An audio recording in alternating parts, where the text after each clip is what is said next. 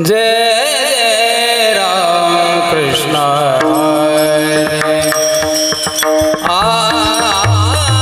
हरे जय जय राम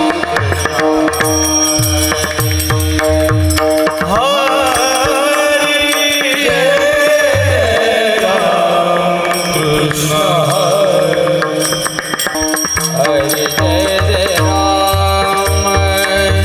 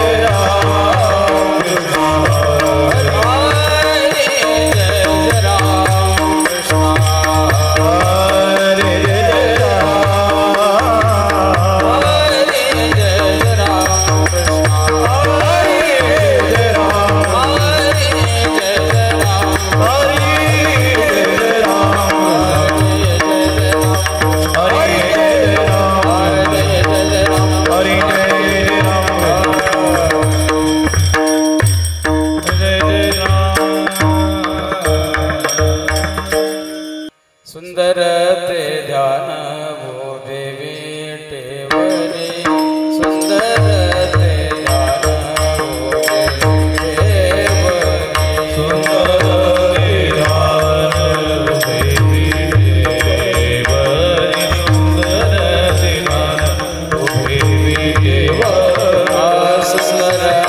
ध्यान वो देवी टेवरी सुंदर ते ध्यान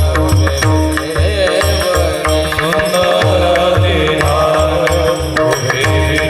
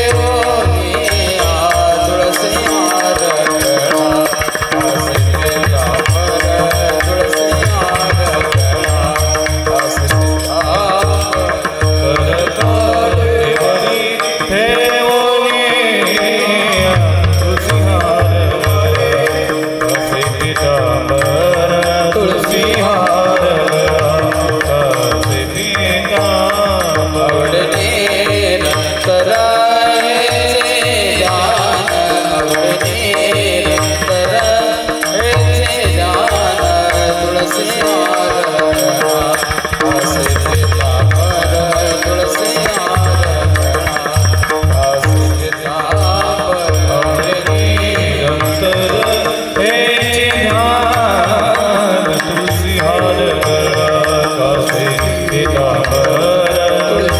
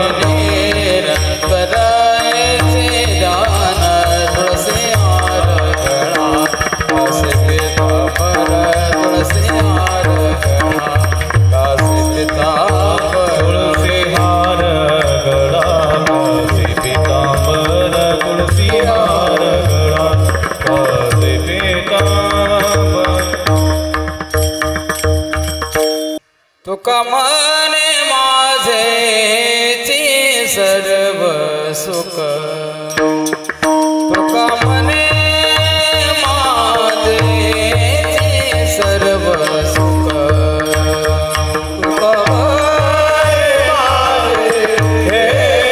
सर्व सुख तुका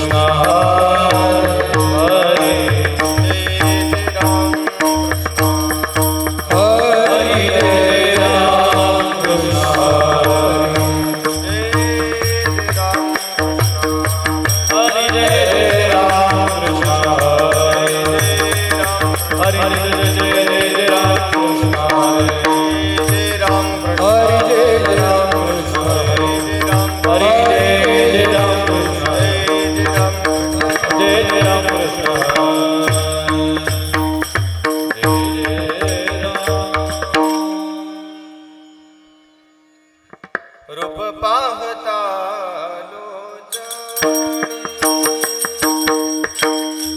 रूप पाहता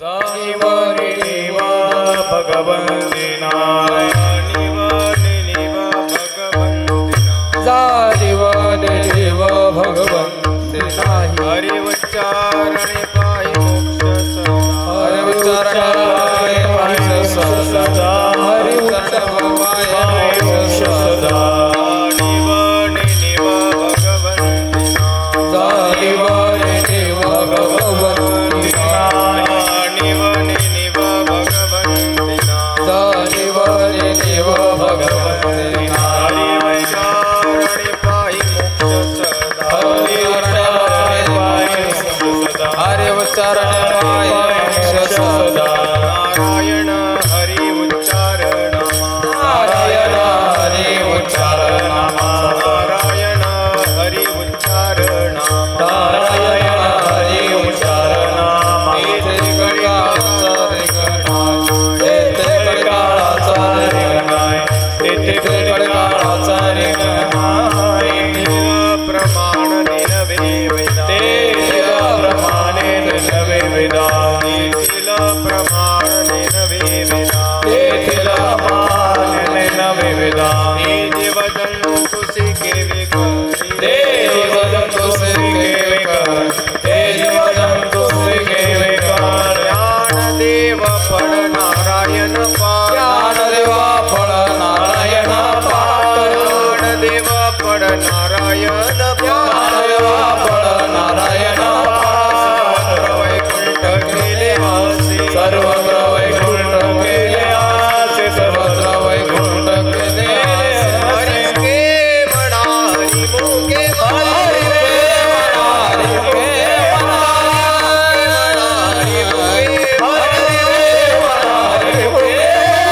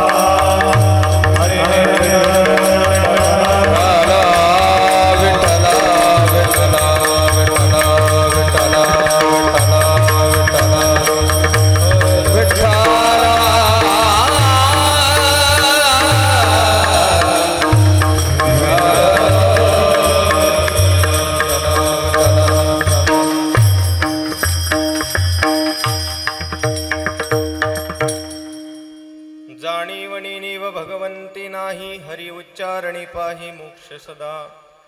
नारायण हरी उच्चारनामाचा तेथे कडी काळाचा रिघणाई।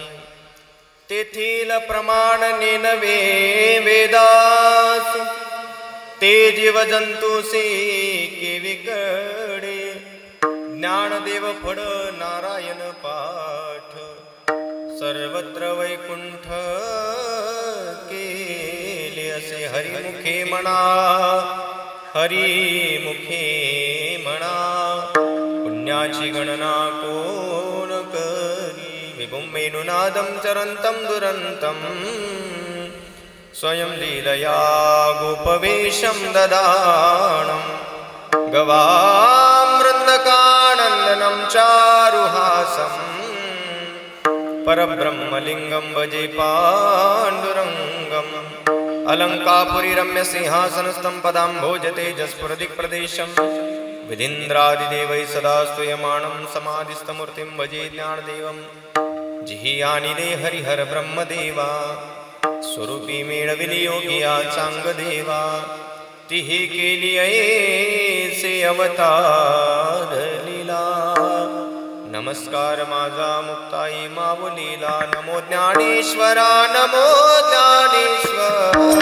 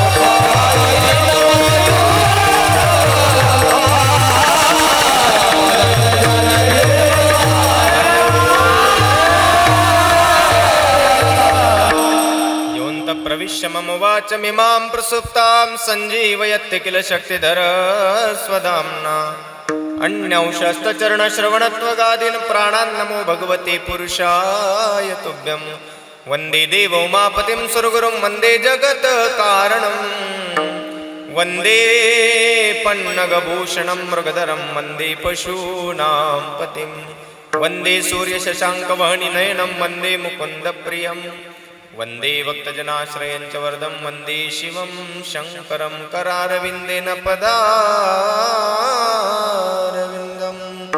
मुखारविन्दे विनिवेशयन्तं वटस्य पत्रस्य पुटे शयानं बालं मुकुन्दं मनसा स्मरामि जन्मान्दस्य यतोऽन्वयादितरतश्चार्तेष्वविघ्नेश्वराट् तेने ब्रह्महृदायादिकवै मुह्यन्ति यत्सूरयः तेजो वारिमृदां यथा विनिमयो यत्र त्रिस्वर्गो मृषा धाम्ना स्वेन सदा निरस्तकुहकं सत्यं परं धीमहि सत्यं परं धीमहि सेवे लागी सेवक झालो सेवे लागी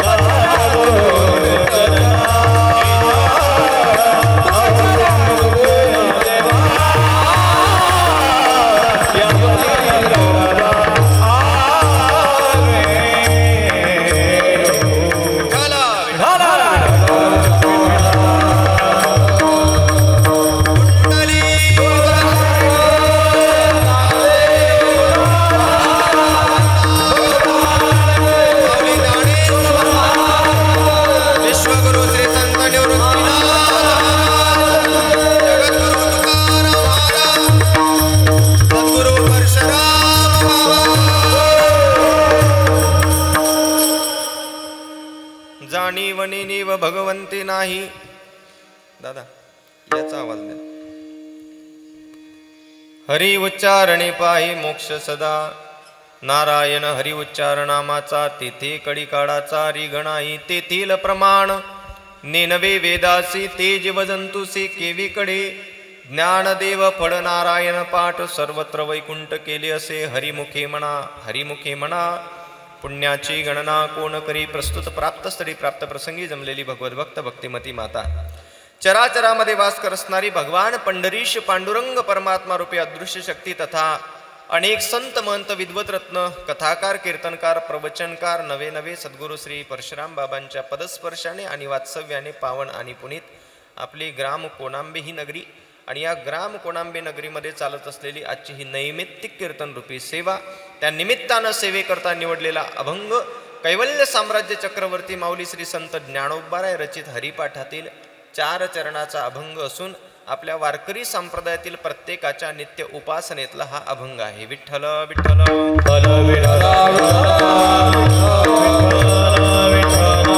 अभंगाचा सरळ सरळ भावार्थ पाहायचा झाल्यास तो अशा प्रकारे सांगता येईल. जगामध्ये एक प्रकारचा वर्ग असा आहे जो जाणीवपूर्वक म्हणजे देवाला काय अपेक्षित आहे काय अपेक्षित नाही या गोष्टीची जाणीव ठेवून भक्ती करणारा एक वर्ग आहे. एक वर्ग असा आहे जो प्रापंचिक जीवनामध्ये रात्रंदिवस स्वतःला वाहून घेत असतो, पण मध्यंतरी कुठंतरी अंतरंगामध्ये अशी जाणीव निर्माण होती की परमार्थाशिवाय दुसरा आपल्याला काही पर्याय नाही. पण इथं यायचं म्हटलं की प्रश्न निर्माण होतो की आपल्याला यातलं काहीच माहीत नाही. मग असं असताना अर्ध्या वयामध्ये किंवा उत्तरार्धामध्ये जर परमार्थामध्ये आलो तर आम्हाला सुद्धा मोक्ष प्राप्त होईल का? अशा लोकांना विशेष करून ज्ञानोबारांनी दिलेलं उत्तर म्हणजे आजचा अभंग आहे की बाबांनो, ज्याला जाणीव असेल त्यालाच जर मोक्ष देत असेल तर त्याला कृपा सिंधू दया सिंधू कोण म्हणणार? परंतु त्याला कृपा सिंधू दया सिंधू याच्याकरता अख्खं जग म्हणतं. त्याचं कारणच असं आहे, ज्याला जाणीव आहे त्याला मोक्ष मिळेल यात काही नवल नाही. पण जाणीव नेणीव भगवंती नाही, ज्याला जाणीवही नाही नेणीवही नाही असा व्यक्ती जरी भगवंताचं चिंतन सतत करत असेल किंवा हरीचं उच्चारण सतत करत असेल तर ज्ञानोबाराय बोलतात हरी उच्चारणे पायी मोक्ष सदा.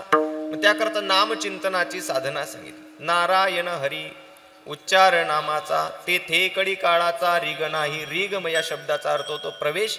तिथं कडी काळाला सुद्धा प्रवेश करता येत नाही. काही लोक म्हटले महाराज आम्ही वेदांताची उपासना करणारे आहोत, आम्ही नाना प्रकारचे योग साधना करणारे आहोत, आम्ही नाना प्रकारचे यज्ञादी कर्मकांड करणारी लोक आहोत आणि कुठं भगवंताचं नामचिंतन? तर ज्ञानोबारांनी त्यांना दिलेलं उत्तर आहे बाबांनो, तेथील प्रमाण नेनवे वेदासी, तिथलं प्रमाण वेदाला सुद्धा अजून कळालं नाही. ते जीवजंतूसी केवी कडी, मग आपल्यासारख्या सामान्य जीवजंतूंना कळणार तरी कसं? आणि जर कळालंच आणि जर तुम्ही सतत भगवंताचं नामचिंतन केलं तर गेल्यानंतर म्हणजे माणूस वारल्यानंतर मेल्यानंतर मोक्ष भेटेल, मुक्ती भेटेल, वैकुंठ भेटेल. तो भेटेल का नाही भेटेल हे आपल्याला पाहणार नाही किंवा आपल्याला पाहण्याकरता भेटलं तरी सांगण्याकरता परत येता येणार नाही. परंतु ज्ञानोबारांचं स्पष्ट मत आहे. ज्ञानोबाराय बोलतात जर जन्माला आल्यानंतर आणि मृत्यूला स्पर्श करण्याच्या आधी किंवा मृत्यूला स्पर्श केल्यानंतर तुमच्या नावाचा आधार घेऊन जर कोणी नारायण नामाचा पाठ केलास तर ज्ञानदेव फळ नारायण पाठ सर्वत्र वैकुंठ केले असे. हरिमुखे म्हणा हरिमुखे म्हणा, पुण्याची गणना कोण करी विठ्ठल विठ्ठल.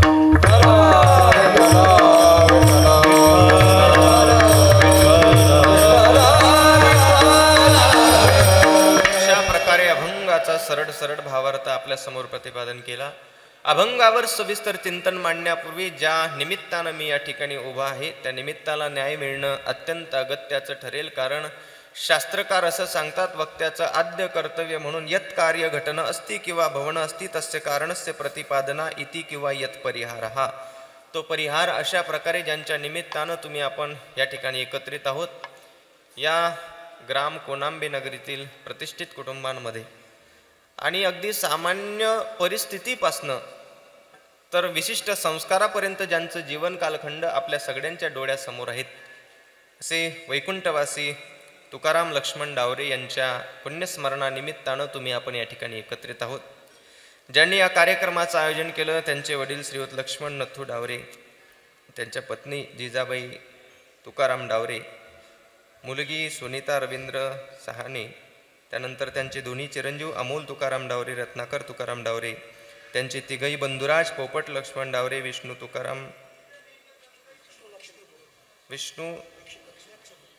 लक्ष्मण डावरे, चुकलं आहे मग, संतोष लक्ष्मण डावरे बरोबर ना?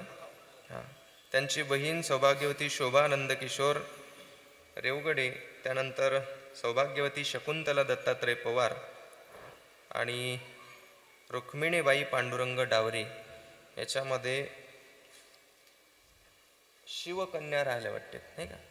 शिवकन्या म्हणजे अख्ख्या डावरे परिवारांनी या ठिकाणी यांच्या स्मरणार्थ या कार्यक्रमाचं आयोजन केलेलं आहे. एक लक्षात घ्या, तुम्ही आपण सगळी लोक संप्रदायावर, ग्रंथांवर, संतांवर आणि मंत्रावर विश्वास ठेवणारी लोक आहोत. संप्रदायाच्या नियमानुसार किंवा संप्रदायाच्या प्रक्रियेनुसार मरणाची परिभाषा काहीतरी वेगळी आहे आणि आपण ज्याला मरण समजतो ती परिभाषा काहीतरी वेगळी आहे असावी. प्रापंचिक जीवनामध्ये एक व्यक्ती देवादिकांनाही दुर्लभ असणारं मानवी शरीर घेऊन येत असतो आणि त्या शरीराचा आधार घेऊन 4 भिंतीच्या आतमध्ये वयाच्या 20 वर्ष, 30 वर्ष, 50 वर्ष, 100 वर्षापर्यंत आपल्या मध्यंतरी राहतो. अचानक जर ती व्यक्ती आपल्यातून निघून गेली तर त्या घरामध्ये दररोज सकाळी उठल्यापासून तर रात्री झोपेपर्यंत होणाऱ्या ज्या क्रिया आहे त्या प्रत्येक दिवशी त्या होणाऱ्या क्रियेचं स्मरण माणसाला होत असते. त्या घरामध्ये त्याची होणारी आवाजाची गलबला प्रत्येकाच्या कानावर तो ध्वनी जात असतो, नकळत ती व्यक्ती नसली तरी. आणि मग त्याचं आपल्यावर असलेलं प्रेम, त्याचा आवाज जो नकळत येतोय तो अश्रूंच्या स्वरूपानं कुठेतरी बाहेर येत असतो. आपल्यासाठी एखादा व्यक्ती शरीर सोडून जाणं याला मरण नावाची आपण प्रक्रिया असं म्हणत असतो. परंतु ग्रंथाला, शास्त्राला जर विचारलं की मरण म्हणजे काय, तर भगवद्गीतेमध्ये एवढं सुंदर प्रमाण दिलेलं आहे. वासांसी जीर्णानि यथा विहाय नवानि गृह्णाति नरोपराणि तथा शरीराणि विहाय जीर्णान्यानि संयाति नवानि देहि. या श्लोकावर टीका करत असताना माऊली ज्ञानोबरायांनी, बघा ज्ञानोबरायांची चिकित्सा, प्रत्येक माणसाच्या खिशामध्ये आत्ताच्या काळामध्ये स्मार्टफोन आला, प्रत्येकाच्या खिशामध्ये व्हॉट्सअप, ट्विटर, इंस्टाग्राम हे आत्ता आलं, इलेक्ट्रिसिटी आत्ता आली, फिरण्याकरता नाना प्रकारची दळणवळणाची साधने आत्ता आली. पण ज्या कालखंडामध्ये कुठल्याच अनुकूल भोगाच्या वस्तू उपलब्ध नव्हत्या त्या कालखंडामध्ये तत्वज्ञानाचं सगळ्यात पहिलं ज्ञानपीठ ज्यांनी उघडलं होतं ते म्हणजे कैवल्य साम्राज्य चक्रवर्ती ज्ञानोबराय. जिथं सामान्य माणसाची किंवा विज्ञानाची विचारसरणी संपते तिथं ज्ञानोबरायांच्या विचारसरणीला आरंभ होत असतो. एवढं दिव्य तत्वज्ञान ज्ञानोबरायांकडे आहे. माणूस मरतो म्हणजे नेमकं काय, आपल्याला हे सगळं पाठ आहे. उपजे ते नासे, नासले ते पुनरुपी दिसे, हे घटिका यंत्र जैसे परिभ्रमेगा. पण एक ओवी एवढी सुंदर दिले माऊली ज्ञानोबरायांनी. माणूस मरतो म्हणजे काय होतं तर ज्ञानोबराय म्हणतात, ज्याप्रमाणे माणूस सकाळी उठल्यानंतर हे कपडे परिधान करत असतो, कधीतरी आज विकत आणलेलं कापड जीर्ण झाल्यानंतर माणसाला फेकावं लागतं, मार्केटमध्ये जाऊन नवीन कापड विकत आणून परिधान करावं लागतं. ज्ञानोबराय म्हणतात कपडे बदलण्याची जशी प्रक्रिया आहे तसं माणूस मरण्याची प्रक्रिया आहे. जैसे जीर्ण वस्त्र सांडीजे मग नूतन ओढीजे, तैसे देहांतराते स्वीकारिजे चैतन्यनाथे. जसं जीर्ण झालेलं वस्त्र माणूस फेकून देतो तसं जीर्ण झालेलं शरीर सुद्धा माणसाला कधी ना कधी त्यागावं लागतं. फक्त अडचण अशी आहे, कापड जीर्ण झाल्यानंतर फेकायचं का चांगलं असताना फेकायचं याचा अधिकार माणसाला आहे, कारण त्या कापडाचा मालक माणूस आहे. मात्र शरीर हे बदलण्याची प्रक्रिया कपडे बदलण्यासारखी जरी असली तरी शरीर मात्र तारुण्यात त्यागावं का आईच्या गर्भामध्ये त्यागावं का जन्माला आल्यानंतर त्यागावं का 100 पार झालं तरी त्यागू नये याचा अधिकार माणसाला नाही. कारण प्रक्रिया कपडे बदलण्यासारखी आहे पण कपड्याचा मालक माणूस आहे, शरीराचा मालक माणूस नसल्यामुळे शरीर कधी बदलावं हे त्याच्या हातामध्ये नाही. देह हे काळाचे, हे काळाच्या अधीन आहे. किंवा श्रीमद भागवतामध्ये व्यास बाबा असं बोलतात, कर्मणा जायते जंतु कर्मणैव विलीयते, सुखम दुःखम भयम क्षेमम कर्मणैव विपद्यते. कर्मणा जायते जंतु कर्मणैव विलीयते, सुखम दुःखम भयम क्षेमम कर्मणैवाभिपद्यते. हे कोणालाच चुकलं नाही. तुम्ही आपण जाऊ द्या. उपजले मेले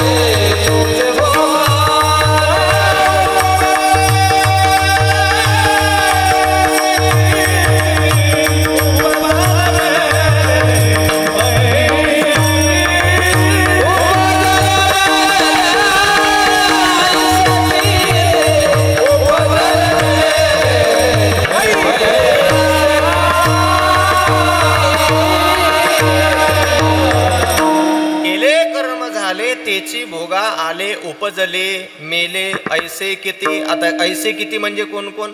शेवटी एकदम टोकाचं प्रमाण सांगतो, जगाचा मालक जरी अवताराला आला तर त्याला सुद्धा इथं चिरकाल राहण्याचा अधिकार नाही.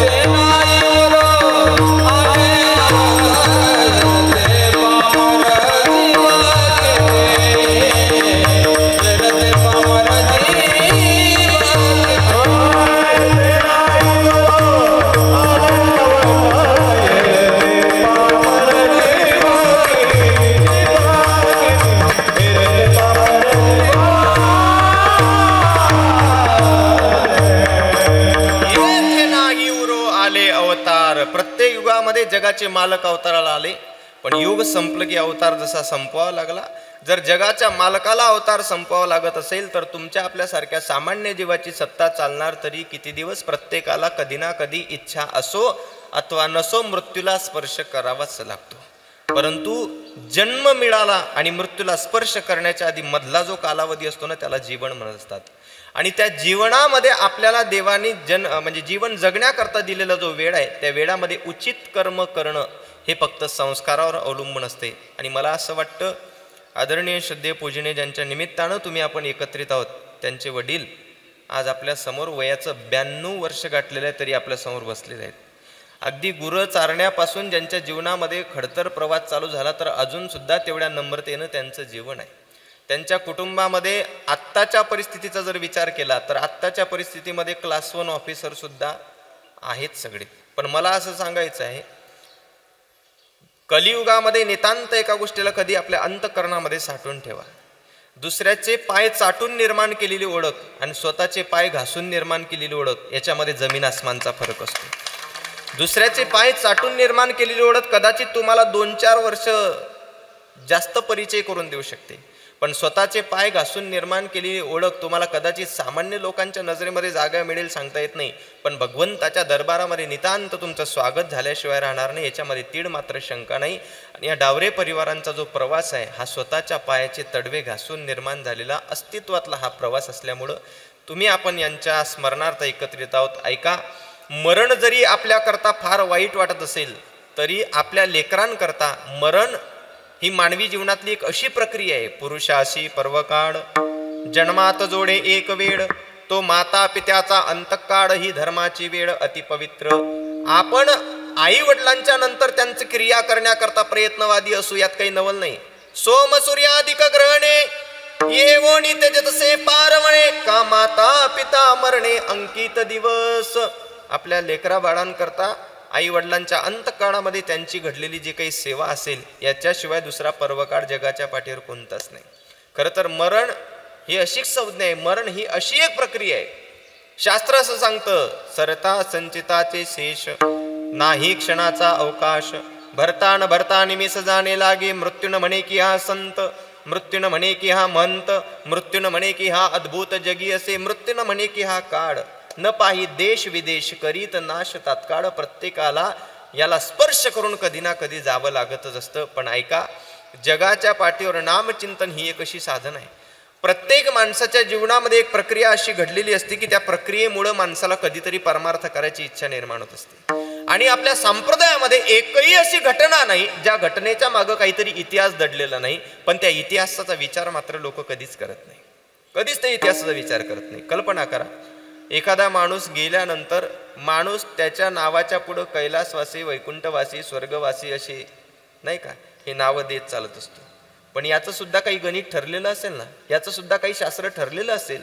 याचं एक गणित आहे. वैकुंठवासी कोणी लिहावं?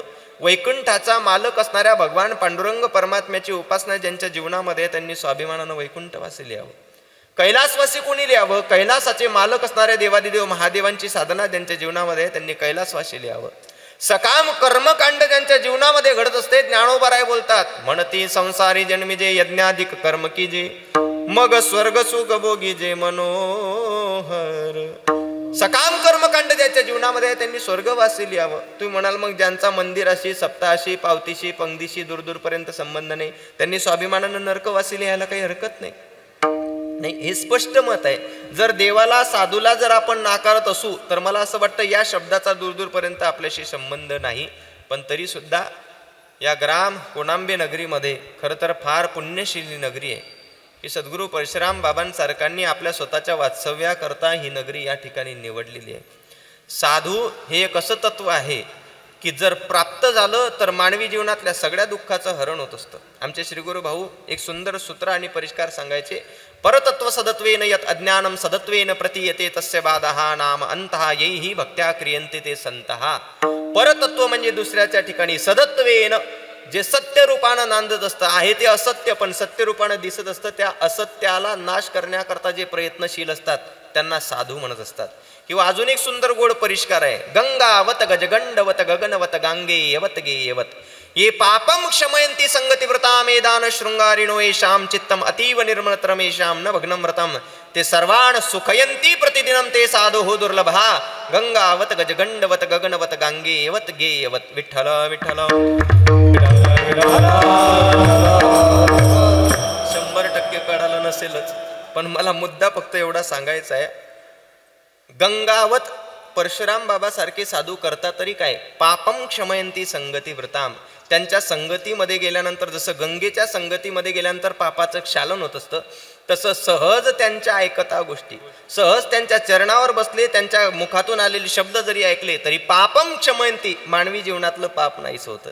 मला आदरणीय श्रद्धेय पूजने आमच्या विश्वगुरु श्री संत निवृत्तीनाथ महाराज पालखीचे मानकरी असणारे आणि आपल्या परिसराचं संप्रदायाचं वैभव बाळकृष्ण बाबांनी मला सांगितलं की महाराज या गावाला पूर्वीच्या काळात रस्ता सुद्धा नव्हता, शाळा सुद्धा नव्हती. मला सांगा जिथं संत येतो ना तिथं वसंत आणण्याकरता वेगळ्या प्रयत्नाची गरज लागत नाही. या सगळ्या गोष्टी आपोआप घडत राहतात. फक्त सामान्य जीवाचं एकच कार्य आहे, कोणत्याही गोष्टीवर भगवंत असेल, संत असेल किंवा भगवंताचे वचन असतील, एका जनार्दनी न घ्यावा संशय. तिथं शंका निर्माण न करता अगदी निर्मळ भावनेनं फक्त त्यांच्या चरणावर वाकावं. जगाच्या पाठीवर बाकी सगळ्या गोष्टी आपोआप होत असतात. आणि म्हणून या ठिकाणी आपण एकत्रित आहोत. एक मुख्य मुद्दा अजून सांगून जातो. वैकुंठवासी तुकाराम लक्ष्मण डावरे यांचं निधन हे अपघाती निधन आहे. अपघाती निधन असताना कोणाचा जरी प्रश्न त्या ठिकाणी निर्माण झाला की महाराज आपण असं म्हणत असतो शेवट तो भला माझा बहुगोड झाला, नाही का. मग एखाद्या माणसाचं अपघाती निधन झालं तर त्या निधनाला गोड कसं म्हणता येईल. तर माझ्या समोर एक दृष्टांत असा आहे महाभारतातला. जगाच्या पाठीवर प्रत्येक माणसाला मृत्यूला स्पर्श करावा लागतो. कधी ना कधी कोणत्या ना कोणत्या गोष्टीचं निमित्त करून करावं लागत असतो. माणूस मरतोय कसा याला तीड मात्र महत्व नाही, मरत असताना त्याच्या चित्ताची अवस्था काय हे खूप महत्वाचं आहे. पितामह भीष्माचार्य होऊन गेलेत. भीष्माचार्यांच्या शरीराच्या प्रत्येक कोपऱ्यामध्ये बाण लागलेले आहेत. शरीरातला प्रत्येक रक्ताचा थेंब त्या बाणाच्या स्वरूपानं जमिनीवर येतो आहेत आणि त्या बाणाचा आधार घेऊन तो येणारा प्रत्येक थेंब एखाद्या माणसाला लाखो विंचू एक साथ चावावे त्याच्या लाखो पटीनं वेदना पितामह भीष्माचार्यांना आहे. तरी सुद्धा त्यांचा शेवट गोड का मानला जातो, कारण माणूस मरतोय कसा हे महत्वाचं नाही, मरणासन्न अवस्थेमध्ये असताना चित्ताची अवस्था ही फार महत्वाची असते. आणि माणसाच्या जीवनातला मृत्यूचा खरा प्रवास हा त्याच्या श्राद्धाच्या दिवशी संपत असतो. कारण श्राद्ध येईपर्यंत त्याच्या जीवनाचा प्रवास या भूवैकुंठामध्येच आहे. 13 दिवसापर्यंत जीव जातो त्या ठिकाणी आणि वर्षीच्या दिवसापर्यंत ब्रह्मांडामध्ये वर्षीच्या दिवशी पाप पुण्याची गणना होणार आणि नंतर त्याच्या पाप पुण्याचा विचार करून त्याला पुढच्या गतीला पाठवले जाणार. आणि म्हणून तेरवी असेल, उत्तर क्रिया असेल किंवा श्राद्ध असेल, या श्राद्धाच्या दिवशी त्यांचा वरचा मोक्षाचा मार्ग मोकळ्या होण्याकरता भगवत नाम चिंतनाचं आयोजन करावं असा आपल्या वारकरी संप्रदायाचं दंडक आहे. विठ्ठल विठ्ठल विठ्ठल. या सगळ्या गोष्टीचा विचार करत असताना एक वर्ग असा आहे जो जाणीवपूर्वक भक्ती करतो. ज्ञानोबा आहे, तुकोबा आहे, नाथ बाबांसारखे काही साधक आहे. या साधकांना भगवंत काय माहित आहे, भगवंताची साधना कशी करावी ही माहित आहे. अनेक साधू महंत महात्मे होऊन गेले की त्यांना या संप्रदायातले नियम माहिती आहे म्हणून त्यांनी जाणीवपूर्वक भक्ती केली. पण एक वर्ग समाजाच्या पाठीवर असा आहे ज्यांना वयाच्या उत्तरार्धामध्ये का होईना किंवा कधीतरी का होईना परमार्थ करायची इच्छा निर्माण होत असते, पण इच्छा निर्माण झाल्यानंतर सुद्धा परमार्थातली आचारसंहिता दंडक त्यांना माहीत नाही. मग प्रश्न निर्माण होतो, जर अशा अर्ध्या वयामध्ये परमार्थ चालू केला तर आम्हाला सुद्धा कुठेतरी मोक्ष थोडा तरी का होईना भेटेल का? तर ज्ञानोबारांनी त्यांना दिलेलं उत्तर आहे अभंगाचं पहिलं.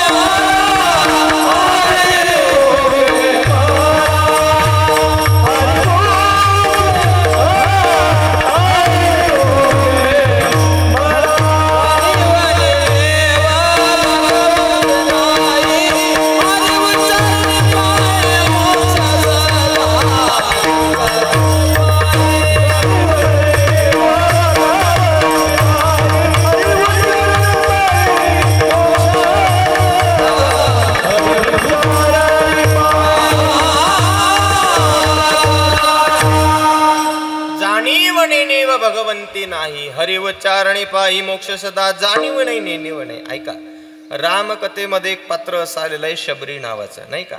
22 जानेवारीला ज्यावेळेस अनाउन्समेंट झालं होतं वर्षा आधी की जगाचे मालक सिंहासनावर विराजमान होणार आहे, अख्ख्या जगातल्या मोबाईलला एकच रिंगटोन वाजायची, राम आएंगे तो अंगना सजाऊंगी, मीठे मीठे बेर हाथों से खिलाऊंगी, मेरी झोपड़ी के बाग आज खुल जाएंगे, राम आएंगे. रामायणामध्ये अनेक पात्र आलेले आहेत, पण दखल घेतल्या गेली त्या शबरीच्या पात्राची. काय शबरीच्या पात्राची दखल घेतल्या गेली? देवाला कधी पाहिलं नाही, तो येईलच याची शाश्वती नाही, तरी बसल्या बसल्या अंतःकरणामध्ये हरि उच्चारणी सदा, हरीचं उच्चारण सदा चालू होतं आणि अंतःकरणामध्ये भक्तीची आज जी निर्माण केली होती मतंग ऋषींच्या माध्यमातून ते कायम तेवत ठेवली. मुळात भक्तीची व्याख्याच वेगळी आहे. आचार्य सर्वतंत्र स्वतंत्र असणारे मधुसूदन पाद सरस्वती असं वर्णन करतात. भक्ती म्हणजे नेमकं काय? भगवंताच्या कथा, भगवंताच्या लीला, भगवंताचे गुणानुवाद श्रवण केल्यानंतर द्रवीभूत झालेल्या मनुष्याच्या अंतःकरणाची कायमस्वरूपी भगवंताकडे असणारी प्रवाहित वृत्ती, याला भक्ती असे म्हणत असतात. कायमस्वरूपी बरं का? म्हणजे काय? कथा कीर्तनामध्ये एखादा करुणापर प्रसंग निर्माण झाला की सरळ आपल्या डोळ्याला अश्रू येतात आणि डोळ्याला अश्रू आल्यानंतर लोक एकामेकाला खुंबे मारून म्हणायला सुरुवात करतात, खरंच आहे दादा, देवाशिवाय आपला दुसरा काही कोणी वाली नाही, देवाशिवाय आपल्याला काही कोणी पर्यायी नाही. याचा अर्थ प्रसंग निर्माण झाल्यानंतर त्या समोरच्या व्यक्तीला अंतःकरणाला पाझर फुटला. आता पाझर कुठं व्हायला लागला? देवाच्या दिशेनं. पण प्रश्न फक्त एवढाच आहे, किती वेळ देवाच्या दिशेनं? कीर्तन होत नाही तोपर्यंत. एकदा कीर्तन झालं की ज्याचा त्याचा पाझर कोणाचा रानाच्या दिशेनं, शेताच्या दिशेनं, कुटुंबाच्या दिशेनं, उद्योगाच्या दिशेनं, आहे का नाही? पण एकदा निर्माण झालेला प्रवाह कायमस्वरूपी भगवंताकडंच वाहत राहणं, याला भक्ती असे म्हणत असतात. ही भक्तीची खरी व्याख्या मानवी जीवनामध्ये आहे. शबरीच्या जीवनामधली दखल का घेतली? जाणीव नाही, नेणीव नाही, कधी प्रभू रामांना पाहिलं सुद्धा नाही, पण तरी सुद्धा अंतःकरणामध्ये आस आहे. रामा रघुनंदना आश्रमात कधी रे येशील आश्रमात या, कधी रे येशील रामा रघुनंदना. कोणीतरी शबरीला प्रश्न केला, बाई कोण 10 रुपयाचं नारळ नेतं, कोणी 50 रुपयाचं नेतं, कोणी 50 रुपयाचा हार नेतं, 50,000चा हार नेत असतं, पण हेतू काहीतरी ठरलेला असतो. तुझा हेतू काय, काय मागायचं म्हटले देवाला? म्हणे मागायचं काहीच नाही. म्हटले मग बोलवते कशा करता? म्हटले अहेत्युक्यम प्रतिहताय आत्मा दृढ निश्चया. माझा हेतू काहीच नाही, फक्त त्याच्या चरणावर माथा ठेवायचा एवढा एकच प्रामाणिक हेतू आहे. पतित पावन श्री रघुनाथा एकदाच ये जाता जाता, पाहिन पूजिन टेकिन माथा. तोच स्वर्ग मग इथेच येईल, पुरेपणा जीवना रामा रघुनंदना. तोच स्वर्ग मग इथेच. त्याच्याकरता मरणाची आवश्यकता नाही, पण त्याच्याकरता सतत भजन करावं लागलं. पहिल्या चरणाच्या उत्तरार्धामध्ये एक शब्द एवढा सुंदर आहे, हरी उच्चारणी पायी मोक्ष सदा. काही लोक म्हणतील हरीचं भजन केल्यामुळे जर मोक्ष प्राप्त होत असेल नुसतं भजनच करायचं, पण भजन कसं करायचं? नुसतं कीर्तन चालू आहे तोपर्यंत नाही. नुसतं कीर्तन चालू असताना भजन केलं आणि मोक्ष भेटला असं एखादं सुद्धा प्रमाण नाही. याच्यामध्ये सतत शब्दाला खूप महत्व आहे. भगवद्गीता सुद्धा काय सांगते? सततम चिंतयंतो माम. सतत शब्दाला खूप महत्व सांगितलंय. तसं हरी उच्चारणी पाही या शब्दातला एक गोडवा आहे उत्तरार्धामध्ये, आमचे श्री गुरुभाऊ सांगायचे. या प्रमाणाचं गायन करत असताना हरी उच्चारणी पाही मोक्ष सदा असंच गावं, पण अर्थ लावत असताना शेवटचा सदा शब्द उचलायचा. कारण अर्थ असा असतो, हरी उच्चारणी पाही, हरीचं उच्चारण हे पाहण्याकरता नसतं, आणि मोक्ष सदा, मोक्ष सदाच असतो, तो बोलण्याकरता नाही. मग ज्ञानोबा का बोलले? तर अर्थसंगती लावत असताना शेवटचा सदा उचलायचा आणि हरी उच्चारणीच्या पुढे टाकायचा. हरी उच्चारणी सदा.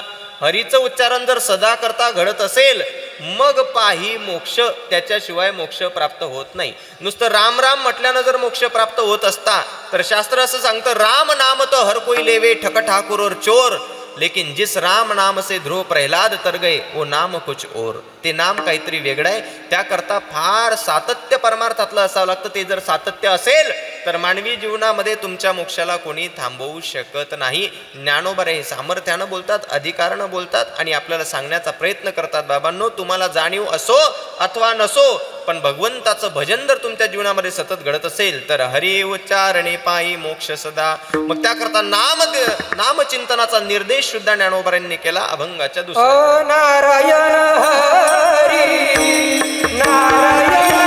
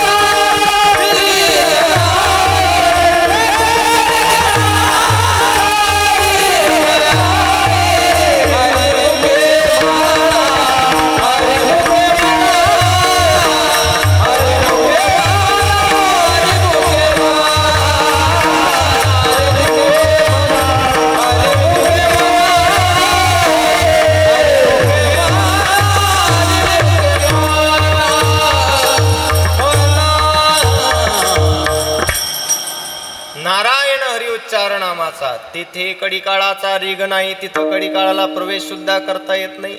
कारण कडी काळाची असणारी आराध्य देवता भगवान श्री देवादिदेव महादेव, ते भगवान सुद्धा कायम सततम चिंतयंतो माम. कधी पहा भगवान भोलेनाथांना कायम समाधी अवस्थेमध्ये आणि भगवंताचं कायम भजन चालू असतं. या नामाचा महिमाच असा आहे, तुम्ही जाणतेपणानं घ्या अजाणतेपणानं घ्या. श्रीमद भागवतामध्ये आलेली अजामेळची कथा, त्याचा भगवंताशी दूरदूरपर्यंत संबंध नाही, पण संबंध नसताना सुद्धा आपल्या लेकराच्या निमित्त करून केलेल्या नारायण नामाचं उच्चारण स्वतःच्या मोक्षाकरता कारण ठरलं. किंवा एक सुंदर महाराजांचा अभंग आहे, नाम तुझे बरवेगा शंकरा. त्यामध्ये एक प्रमाण आलेलं आहे, राम नाम तरले नेनो किती. राम नाम तरले कितीतरी. अहो फक्त नामचिंतनाची एकमेव साधना अशी संप्रदायामध्ये सांगितलेली आहे. आणि एक सांगू तुम्हाला, प्रत्येक युगामध्ये भगवंताच्या प्राप्तीचं किंवा स्वतःच्या मोक्षाचं एक साधन ठरलंय. 3 युग आतापर्यंत झाली, कृत त्रेता द्वापर चालू असलेलं युग आहे कलियुगामध्ये. 3ही युगामध्ये भगवंताची कृपा किंवा भगवंताला प्राप्त करण्याची साधनं वेगळी आहेत आणि कलियुगातलं साधन वेगळं आहे. 3 युग होऊन गेल्या, 3 युगामध्ये साधन आहे. कृतयत ध्यायतो विष्णू, त्रेतायाम यजतो मके, द्वापारे परिचर्याणाम कलौतद हरी कीर्तना. कृतयुगामध्ये यज्ञ करावं लागत होते, त्यावेळेस भगवंताची कृपा व्हायची ध्यान केल्यामुळे. त्रेतायाम यजतो मके, त्रेतायुगामध्ये यज्ञ करावा लागत होता. द्वापार युगामध्ये विधीपूर्वक पूजा अर्चना सांगितली होती. आणि कलौतद हरी कीर्तनात, कलियुगा माझी करावे कीर्तन. कलियुगा माझी करावे कीर्तन.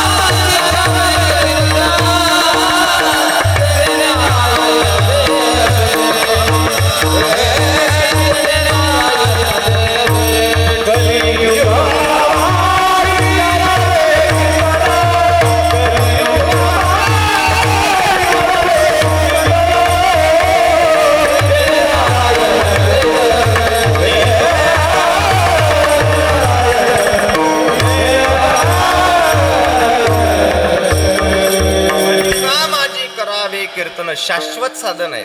जर कोणी म्हणत असेल कलियुगामध्ये यज्ञ करायचा, कोणी म्हणत असेल योग करायचा, या साधनाला महत्व सांगितलंच नाही.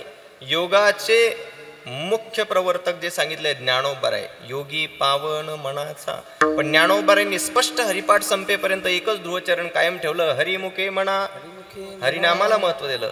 पैठण्यवासी शांतीब्रह्म एकनाथ महाराजांनी यज्ञ करणाऱ्यांना उपदेश केला, कोटी कोटी यज्ञ नित्य ज्याचा नेम, एक हरिनाम जपता गळे. कोट्यावधी यज्ञ करण्याचं ज्यांच्याकडे श्रेय आहे किंवा जे करत असतात त्यांच्याकरता सुद्धा मार्गदर्शन केलं की बाबांनो, एक हरिनाम जपता गळे. भगवंताच्या नामचिंतनानं कोट्यावधी यज्ञाचं केलेली जेवढी फलश्रुती आहे, भगवंताच्या एका नामचिंतना जर कलियुगामध्ये असेल तर बाकीच्या गोष्टींचा विचार न करता नारायण हरी उच्चार नामाचा.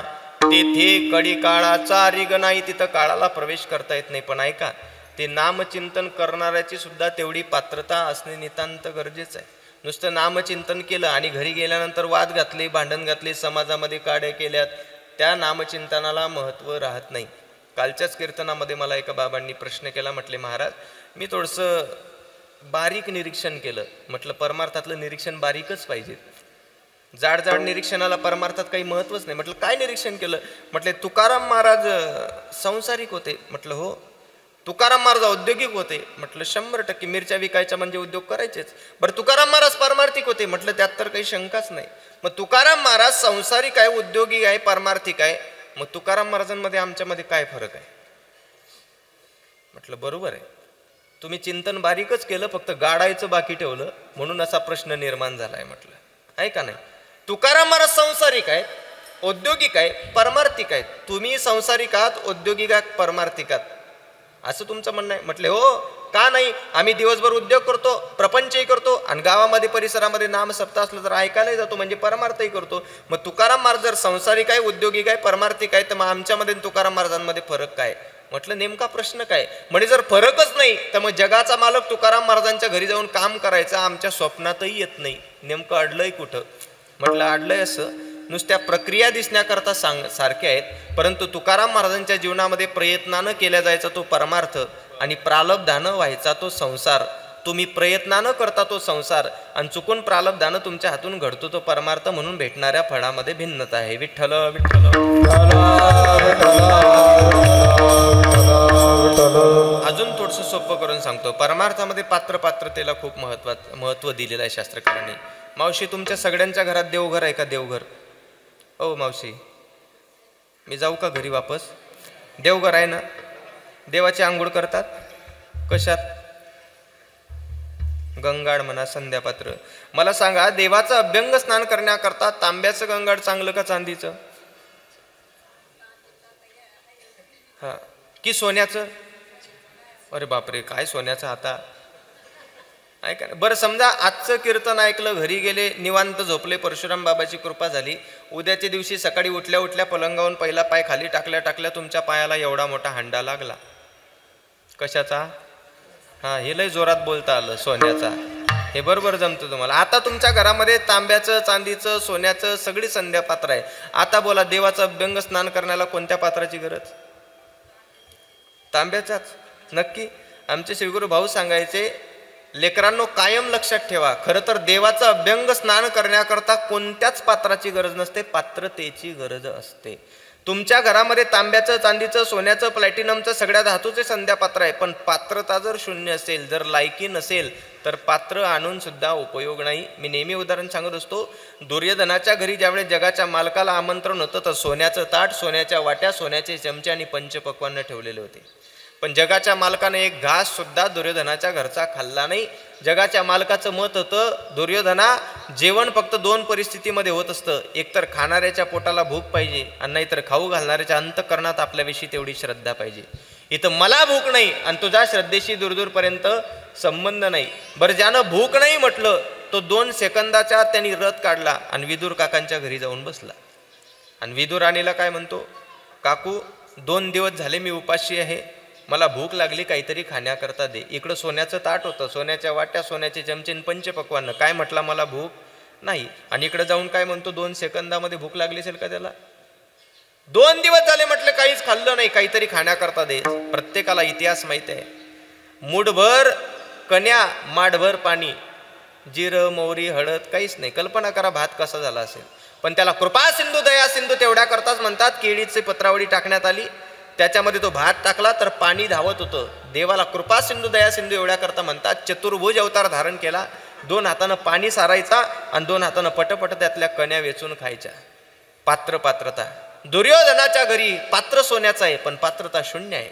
विदुर काकाच्या घरी खापराचंही संध्यापात्र नाही पण पात्रता जगाच्याही पलीकडची आहे.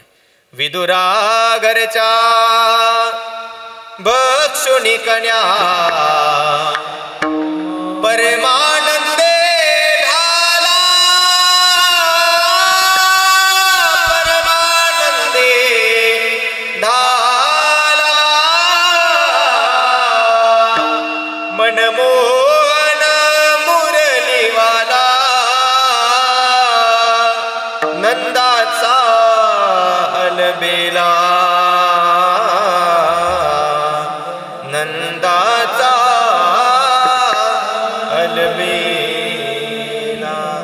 देवाचं हसत हसत नामचिंतन करणारे कितीतरी साधक या जगाच्या पाठीवर आहे. पण नामचिंतन करता करता एवढे 50 वर्ष आले भजन करतोय देवा, पण अजूनही तू स्वप्नातही भेट दिली नाही. म्हणून रडत रडत भजन करणारा साधू अजूनही देवाला अपेक्षित आहे. तो दुर्लभ आहे. हसता प्रत्येका करता येतं देवाला, पण देवा करता रडणारा साधू भेटायला पाहिजे. वृंदावनच्या एका महात्म्याचं सुंदर भजन आहे. एक व्यक्ती राधाराणीकडे गेला तक्रार घेऊन. काय तक्रार होती? म्हणे राधाराणी कितीतरी वर्ष झाले भजन करतोय म्हटले, पण अजूनही भेट दिली नाही कृष्णाने. म्हटले मग माझ्याकडे येण्याचं तरी कारण काय? म्हटले भगवंत भेटण्याकरता जोपर्यंत साधू नाही तोपर्यंत भगवंताची भेट अपेक्षितच नाही म्हटले परमार्थामध्ये. आणि वृंदावन मधल्या महिला साधू जर कोण असतील तर राधाराणी आहे. अजूनही तुम्ही जा, वृंदावनमध्ये आहे कृष्णाची जन्मभूमी, कृष्णाची अवतारभूमी, पण कृष्णाचं नाव नंतर अनाधी राधे राधेच म्हटलं जातं. त्या राधाराधीच्या चरणावर विनंती केली. आमच्या जीवनामध्ये अजूनही एका गोष्टीची उणीव आहे आणि त्याच्याविषयी आमची तक्रार आहे. ओ सुन राधिका दुलारी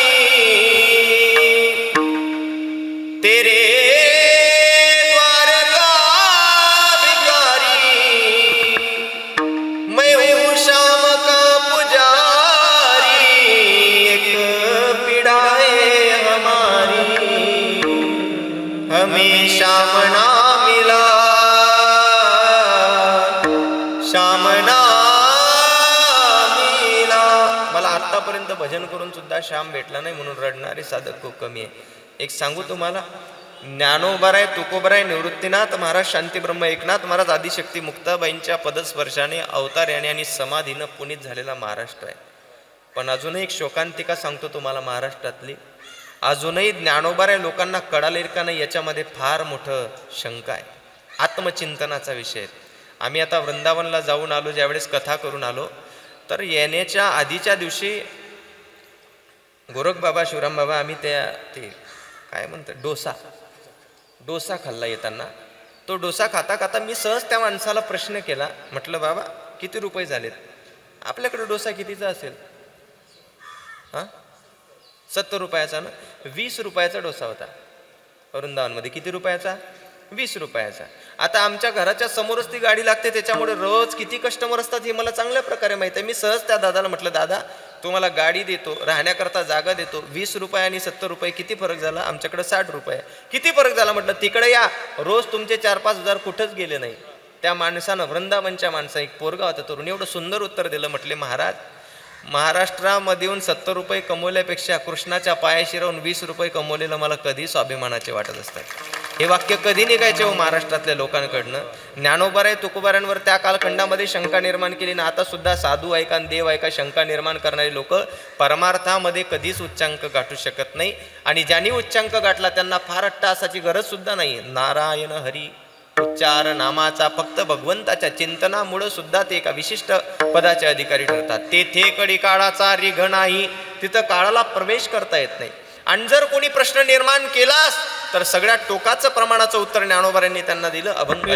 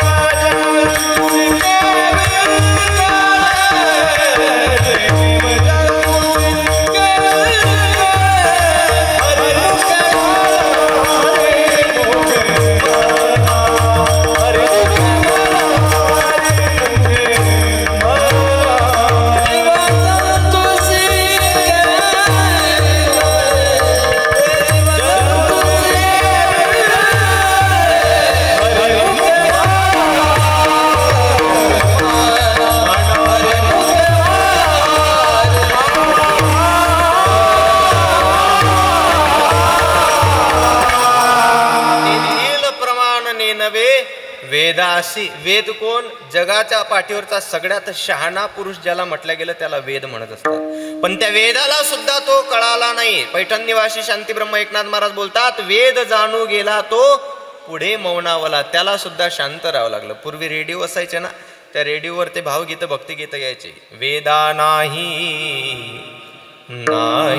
कडला अंतपार याचा कानडा राजा पंढरीचा.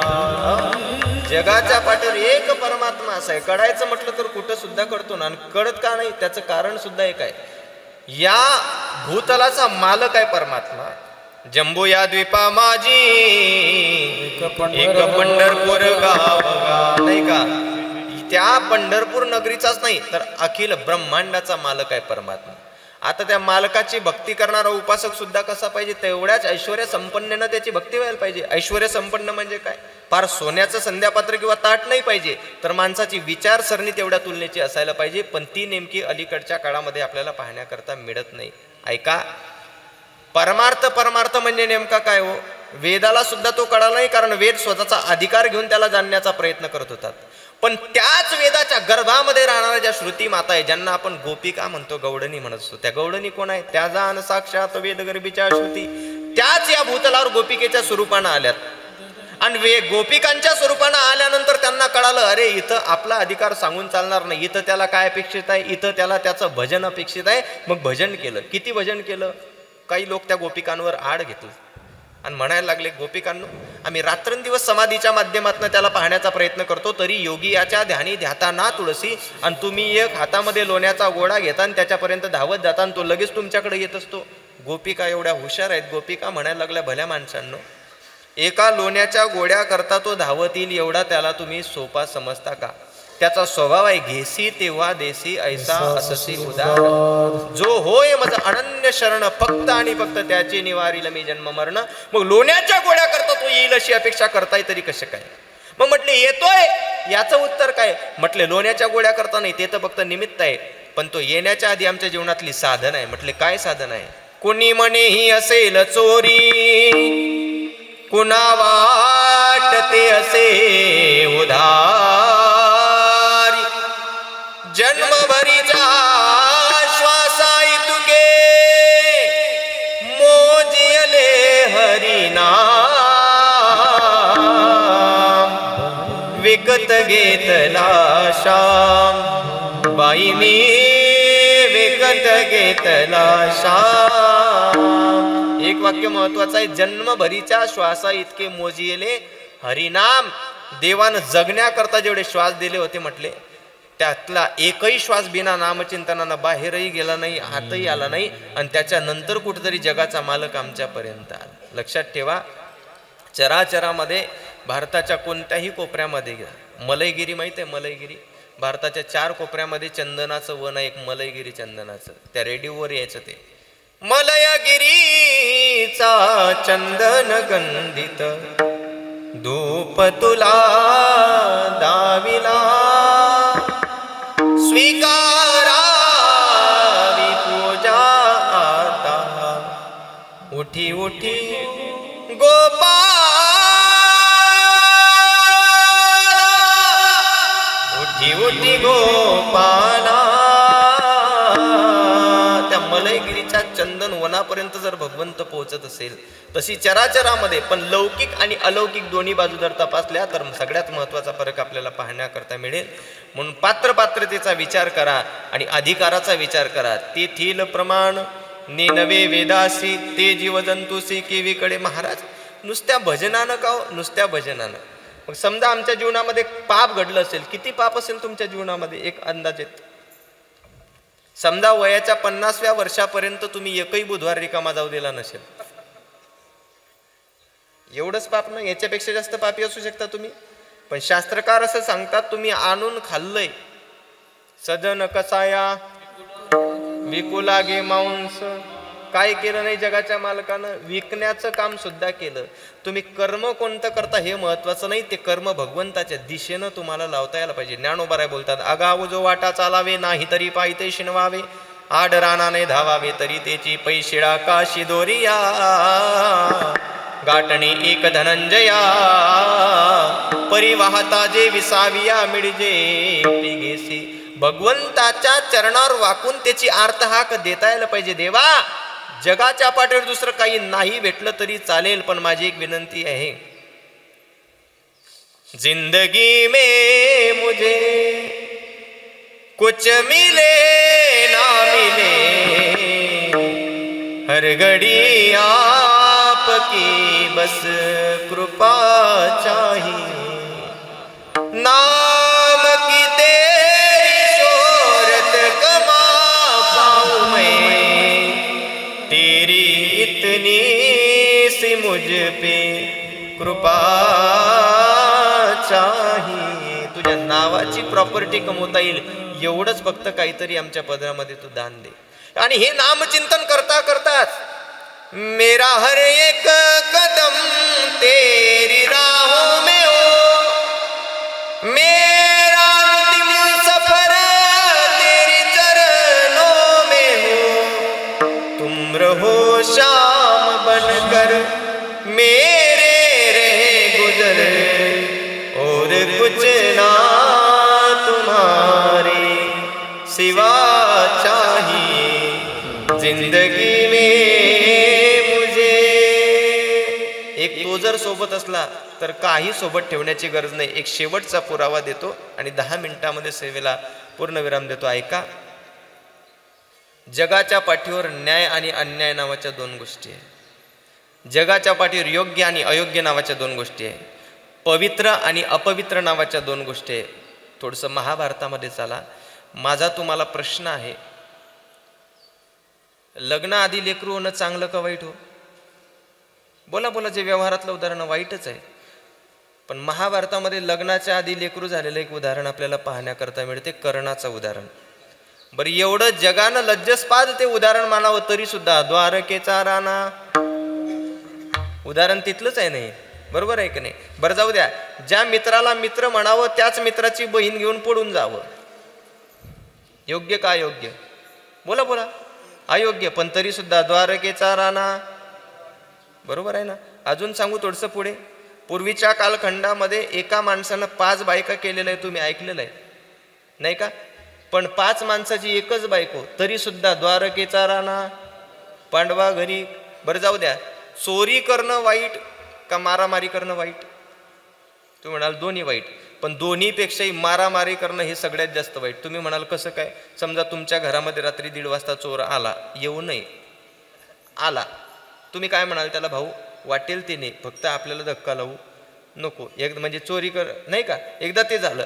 पण तरी सुद्धा मारामारी करणं जर वाईट वाटत असेल तर महाभारताचं युद्ध होण्याकरता कारण असणारे सगळे कौरव पांडव एवढं माहीत आहे. वाद घातला, भांडण झाली, तरी सुद्धा द्वारकेचा राणा, पांडवा घरी. अजून किती उदाहरणं द्यायची? तुम्ही म्हणाल महाराज पांडवाचं वाईट सांगायला आले की काय? एखादं चांगलं सांगा.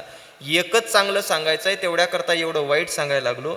एवढं सगळं केलं तरी द्वारकेचा राणा पांडवा घरीच. त्याचं कारण काय? त्याचं कारणच असं आहे, पाहते पांडव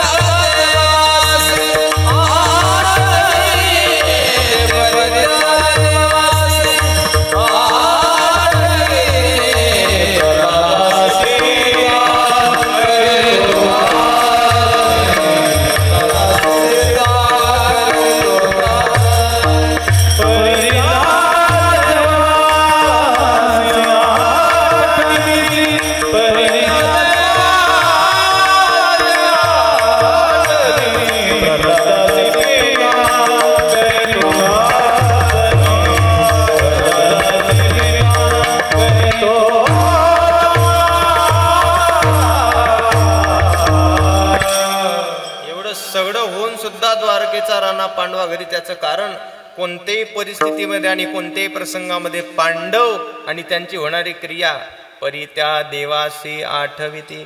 म्हणून तर तुकाराम महाराजांनी पांडवांचा आदर्श घ्यावा आणि नंतर बोलावं. तुका म्हणे तुझा न पडावा विसर, दुःखाचे डोंगर आले जरी. दुःखाचे डोंगर आले तरी चालते. आपल्यामध्ये तुकाराम महाराजमध्ये हास्त फरक आहे.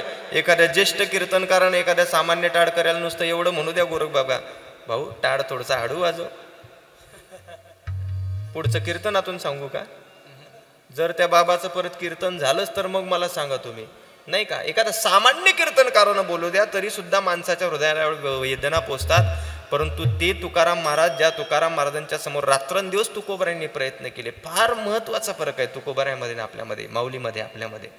आपण वारी करतो, हे सगळी साधक वारकरीच होते, परंतु एवढा जमीन आसमानचा फरक. एक बाबा माझ्यासोबत वारीला होते यावर्षी. मी म्हटलं बाबा, तुम्ही मागच्या वर्षी मला सांगितलं होतं की आयुष्यातली पहिली वारी आहे. म्हटले बरोबर. मग म्हटलं दुसरी वारी कशी काय? म्हटले करायला नको का? म्हटलं करायला पाहिजे, पण एरवी आमचा अनुभव आहे, आम्ही ज्यावेळेस समाजामध्ये फिरत असतो आणि लोकांना आग्रह करत असतो, पंढरी शेजारे आल्यानो संसार, एखादा माणूस 100पैकी जागृत होतो आणि आमच्या सोबत येतो. पण वारीतला अनुभव नसल्यामुळे पहिले वारीचे 2-4 दिवस चांगले वाटतात, 30 किलोमीटर, 40 किलोमीटर, 45 किलोमीटर. पण एकदा 7वा-8वा दिवस निघला की पोटरक्यान मांड्या सुजायला लागतात. मग तो माणूस मनातल्या मनात शिव्या द्यायला लागतो. कुठून कीर्तनाला गेलो आणि बाबाचं ऐकलो आणि या बाबासोबत वारीला आलो. मग शिव्या किती दिवस? पंढरपूर येईपर्यंत, चंद्रभागेत जाईपर्यंत. पण तुम्हाला स्वाभिमानानं सांगतो, शिव्या देणारा चंद्रभागेत जाईपर्यंत शिव्या देईल, पण एकदा का गुडघ्याभर पाण्यामध्ये चंद्रभागेत शिरला की शिव्या देणारा बोलायला लागतो, भाग गेला शीन गेला अवघा झाला आनंदू. पण असा एखादा विरडच असतो बरं का. मग म्हटलं तुम्ही दुसऱ्या वर्षी आले याचा अर्थ तुम्ही वारीवर प्रामाणिकप्रमाणे प्रेम केलं. पण म्हटलं बाबा, यावर्षी तुमची बॅग जरा मोठी दिसते हो. म्हणे महाराज, मागच्या वर्षी पहिलं वर्ष होतं, काही अनुभव नव्हता, रस्त्यानं पाणी लागलं तर ओलं व्हावं लागत होतं. म्हटलं मग यावर्षी 4 गोण्या आणल्या म्हणे रिकाम्या. म्हटलं 4 गोण्या त्या कशा करता?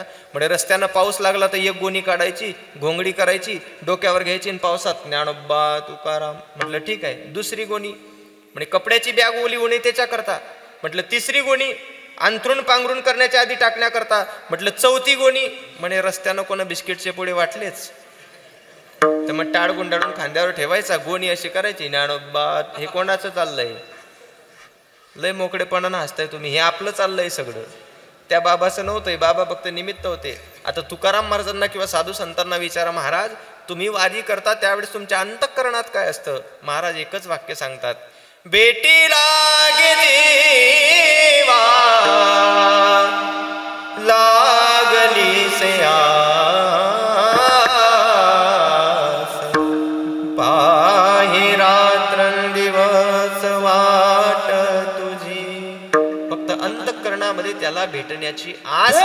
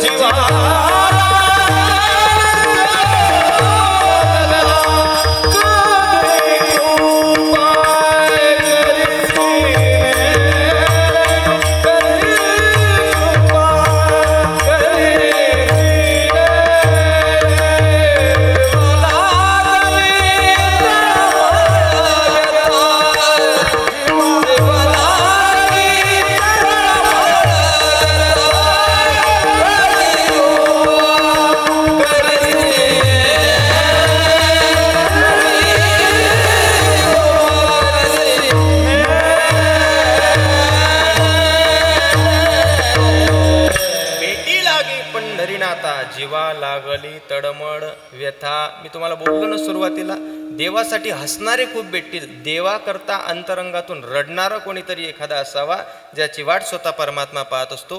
आणि असं जर भगवंताच्या ठिकाणी तुम्हाला प्रेम करता आलं आणि भजनानंदामध्ये नित्य राहून तुम्हाला रडता आलं, त्याच्याशी अंतरंगानं बोलता आलं, तर तुम्हाला मेल्यानंतर वैकुंठाची गरज नाही. ज्ञानोबाराय म्हणतात, त्या नामचिंतनाचा पाठ भूतलावर घडावा आणि मग सर्वत्र वैकुंठाचा लाभ घ्यावा. अभंगाचं शेवटचं ज्ञानदेवा फळ नारायण पाठ.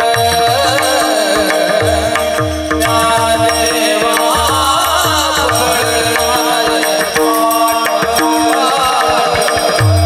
ज्ञानदेवा फळ नारायण पाठ.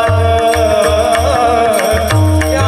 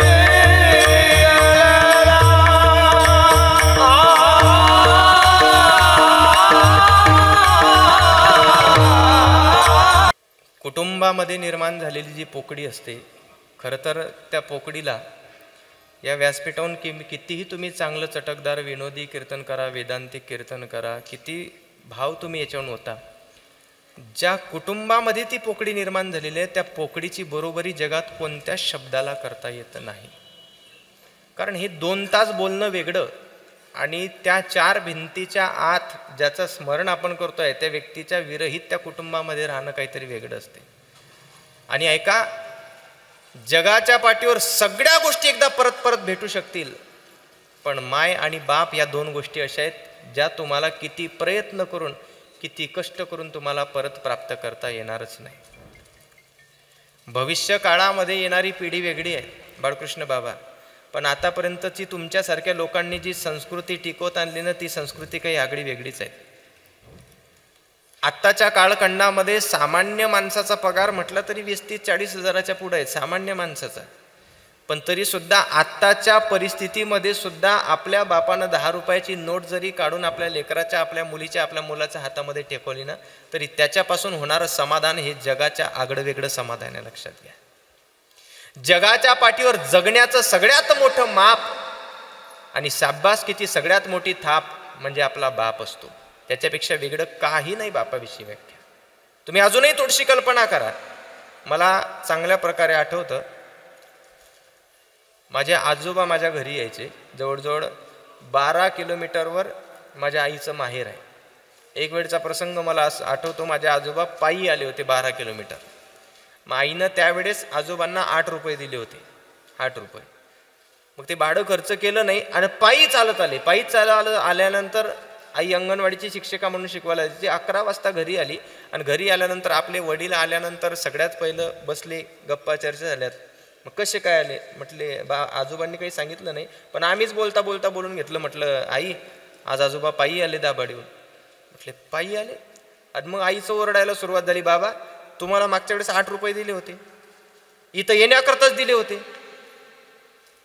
पायी कशा करता आले? म्हटले खर्च झाले असं सांगितलं असतं तर मी अजून कोणाकडे तरी पाठवलं, तुम्ही पायी का आले? म्हटले बाळा जास्त काही चिडू नको, म्हटले तुझे 8 रुपये मी काही खर्च केले नाही, अजून हे बघ माझ्या खिशात जसे तसे आहे. पण माझ्या डोक्यात प्रश्न आहे, जर 8 रुपये येण्या जाण्याच्या भाड्यामध्ये खर्च करायचे तर आपला आजा इथं आलाय म्हणून माझे नातवंड माझ्या समोर खेळत येतील आणि काहीतरी अपेक्षेनं येतील, त्यांच्या हातावर काय टेकवू हे विचारसरणी करणारा बाप आत्ताच्या पिढीपर्यंत सुद्धा टिकून आहे. लक्षात ठेवा, याच्यानंतर ते राहील याची काही एक गॅरंटी नाही. कारण आत्ताच्या कालखंडामध्ये असणारे जे पालक आहेत, लेकरानं 5 रुपयाच्या कॅडबरीची अपेक्षा केल्यानंतर 500 रुपयाची कॅडबरी ऑलरेडी हातामध्ये आणून भेटते. ज्या कालखंडामध्ये सायकल सुद्धा ट्युशनला शाळेला जायला भेटत नव्हती, आता ट्युशनला जायला पोरांना 4 व्हीलर आणि 2 व्हीलर सारख्या सुविधा आहे. त्या कालखंडामध्ये चांगल्या बापाची अपेक्षा करायची तरी कशा करता? कारण आत्ताच्या कालखंडामध्ये असणारे बाप, मी जरी असलो तरी कमर्शियल आहे. कमर्शियलचा अर्थ कळतो का तुम्हाला? कुठंतरी चांगल्या वेल क्वालिफाईड चांगल्या सुशिक्षित एखाद्या संस्थेमध्ये याला चांगलं शिक्षण द्यावं, चांगल्या नोकरीला लावलं, त्याची जबाबदारी संपली. परंतु आत्तापर्यंतच्या पालकांची जबाबदारी आहे. आदरणीय श्रद्धेय लक्ष्मण बाबा समोर बसलेले आहेत, 92 वर्षाचं रनिंग आहे. आणि ते मला म्हटले, बाबा लक्ष ठेवा, म्हटले 8 वर्ष तुमच्या समोर अजून राहील, म्हटले मी, म्हणजे शताब्दी पूर्ण करायची इच्छा आहे त्यांना. आणि 100% बाबा तुम्ही 92व्या वर्षात जर कीर्तन ऐकायला एवढं मांडी मारून 2 तास बसू शकता ना, तुमची शताब्दी होणार म्हणजे होणार 100%, तुम्ही चिंता करू नका. शताब्दीचा तुमचा मोठा कार्यक्रम आताच ठरलाय बघा, नाही का? मी डायरीत नोंद करून घेतो आजच्या दिवसाची. कीर्तनाचं पाहू, पण जेवायला येईल, नाही का? चिंता करू नका. जोपर्यंत समाजामध्ये अशी मंडळी आहेत ना, तोपर्यंत वारकरी संप्रदायामध्ये जो आधार आहे. आणि मी बोलून गेलो, परशुराम बाबांचा वर्ध हस्त तुमच्या डोक्यावर आहे. संतोनपेक्षा मच्चित्ता प्रशांता समदर्शना निर्ममो निरहंकार निर्द्वंद्व निष्परिग्रह. परिग्रह करून टाकण्याचं संकल्पच परशुराम बाबांचा असावा. म्हणून एवढ्या सामर्थ्यानेशी एवढं मोठं हे भलं संस्कार, अगदी जुनाट संस्कार. मागे हनुमंतरायांचं भव्यदिव्य मंदिर आहे, किती जुनं आहे ते. मी पाहिल्या बाबांना विचारलं. म्हणून ह्या ज्या काही परमार्थाच्या बाबी असतात ह्या डोळ्यानं दिसत नाही, पण गुप्त आणि सुप्त स्वरूपानं आपल्या कुटुंबामध्ये वावरत असतात. या ठिकाणी वैकुंठवासी तुकाराम दादा लक्ष्मण डावरे यांच्या निमित्तानं येण्याचा योग प्राप्त झाला. सगळ्यांच्या चरणी पुनश्च एकदा प्रेमपूर्ण भावना समर्पित करतो. कलियुगामध्ये नामचिंतने शाश्वत साधन आहे. अगदी शेवटी जरी झालं, अंतकालेच मामेव स्मरण मुक्त्वा कलेवरम यत् प्रयाती मद्भाव्याती नास्त्यात्र, याच्यामध्ये तीळ मात्र शंका नाही, माणसाचा उद्धार होणार म्हणजे होणार.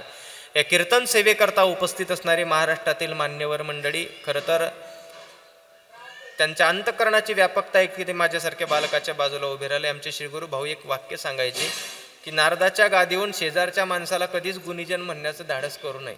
आमच्या भाऊंचं एक वाक्य आहे महाराज, खूप आवडेल तुम्हाला. आमचे भाऊ सांगायचे गुणीजन कोणालाच म्हणू नये. का म्हणू नये त्याचं कारण आहे, कारण शिकत असताना आम्ही सगळे एकाच संस्थेमध्ये असतो. मधुकरी येत असताना आमची एकाच घरातून येते, एकाच डब्यातून येते, एकाच ताटामध्ये येणारे, फक्त खाण्याचे घास वेगळे असतात. शिकवत असताना आम्हाला शिकवणारे गुरु सुद्धा एकच असतात, फक्त एकच सरस्वती कोणाच्या तरी डोक्यात आहे, कोणाच्या तरी कंठात आहे, कोणाच्या तरी बोटात आहे. सरस्वती एकच आहे, कोणाच्या बोटात, कोणाच्या कंठात, कोणाच्या तरी डोक्यात. मी इथं उभं राहिलो म्हणून माझा अधिकार मोठा किंवा त्यांचा अधिकार लहान अशातला भाग नाही. त्यांना गुणीजन म्हणण्याचं धाडस नाही. माझे सगळे गुरुबंधू मित्र मंडळी, त्यामध्ये आदरणीय श्रद्धेय महाराष्ट्रातील नामवंत कीर्तनकार तसेच गायनाचार्य हरिभक्तपरायण शिवरामजी बाबा या ठिकाणी उपस्थित आहेत. आदरणीय श्रद्धेय पूजनीय महाराष्ट्रातील नामवंत गायन कोकिडा आमचे गोरख महाराज या ठिकाणी उपस्थित आहेत. आमच्या बाबांच्या कायम सेवेमध्ये म्हणजे राऊत बाबांच्या कायम सेवेमध्ये असणारे आपल्या गावातीलच आमचे अविनाश बाबा या ठिकाणी उपस्थित आहेत. आपल्या गावचं रत्न आदरणीय श्रद्धेय पूजनीय तालमहर्षी पंडित महाराज या ठिकाणी उपस्थित आहेत. आणि आपल्या गावातील परिसरातील ज्येष्ठ कीर्तनकार त्याचबरोबर निवृत्तीनाथ महाराजांच्या कायम सेवेमध्ये असणारे आदरणीय गुरुवर्य बाळकृष्ण बाबा सुद्धा या ठिकाणी उपस्थित आहेत. गावातील परिसरातील टाडकरी मंडळी, विनेकरी बाबा, चोपदार बाबा, तुम्ही संपूर्ण श्रोते सज्जन मायबाप, उत्कृष्ट अशा प्रकारची साऊंड सिस्टीम विनेकरी बाबा नाही का. मराठी कीर्तन सेवा खूप सुंदर यूट्यूबचं चॅनल आहे. दादाच्या चॅनलला निखिल दादा का, निखिल दादांचं ही मराठी कीर्तन सेवा, दादाच्या चॅनलला जा, भेट द्या, लाईक करा, सबस्क्राईब करा, कमेंट करा, शेअर करा आणि बाजूच्या बेल आयकॉनला क्लिक करायला विसरू नका. अजून काय सांगू तुम्हाला, आपल्या माणसाला मोठं आपल्यालाच करता यायला पाहिजे. दुसरे आपल्याला कधी बोट दिलं नाही, देत नाही, देणार सुद्धा नाही. बाकीचे फक्त आपल्याला खाली कसं आणतील याचा विचार करतील. त्याच्यामुळे दादांच्या चॅनलला सुद्धा भेट द्या, जेणेकरून असेच चांगल्या प्रकारचे कीर्तनं तुमच्या कानावर येतील. झालेली सेवा कैवल्य साम्राज्य चक्रवर्ती माऊली ज्ञानोबाराय विश्वगुरु निवृत्तीनाथ दादा आणि परशुराम बाबांच्या चरणी समर्पित करून सेवेला पूर्णविराम. ज्ञानेश्वर ज्ञानराज माऊली तुकाराम जय ज्ञानेश्वर माऊली, जय ज्ञानेश्वर माऊली, नारायण तुकाराम.